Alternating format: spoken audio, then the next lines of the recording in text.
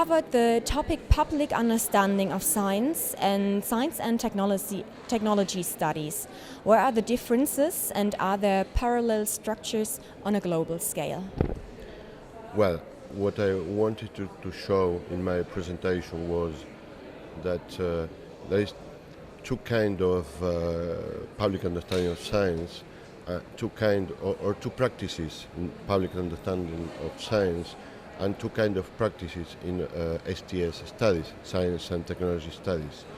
So what I aim to show is that in the academic practice, the research on public understanding of science and in science and technology studies, there is a convergence and they are working together. And because, the science and society relationships are not able to be cut as an object. It's a complex and a huge object that must be undertaken, studied by different fields. So we found a real convergence there. But on the other hand, we found that the practice of public understanding of science, organizing a science museum or publishing dissemination papers or even making TV programs are not related to an activism that we can find in STS movement.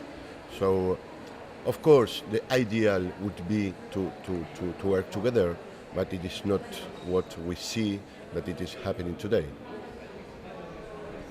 And maybe the other topic I try to tackle is the difference between central and peripheral countries, because this model may work maybe for Europe or USA or Canada, but it is not the same context or the same scene for developing countries, where the problem is that there is a discourse on the weakness of science. So you cannot contest science because it's too weak, and you cannot attack the scientific development. But I think it's some kind of trap, because we have to contest science because we want to the science to be strong, to strengthen our scientific development, and we cannot resign to the contestation practices. Thank you. So science can be locally orientated and can be national visible. So are there differences in the way of creating collaborations of the public and experts? Well, once again, I found a difference between central or advanced countries and peripheral ones. I come from Argentina, Latin America, so we can see that the global science, it's some kind of euphemism that when we are talking about global science, we are really talking about European, American, and maybe Chinese, because China is an emerging but very powerful country. So we are not talking about global science, because we have Latin American science or Asian science or even African science that is not taken into account in our, not in our, but in general analysis of globalized science. So we have a trade-off, a tension between the globalization of science and the orientation of scientific agendas to attend local needs. And it is true for knowledge production, but it is true too for dissemination and public understanding of science. What kind of science are we understanding? Is it the global one or the local one? Of course, we cannot mark a strong opposition between local and global. We have interactions, of course, between both contexts. But is it enough, taking into account enough in our practices of public understanding of science or not? I think it's not. Thank you.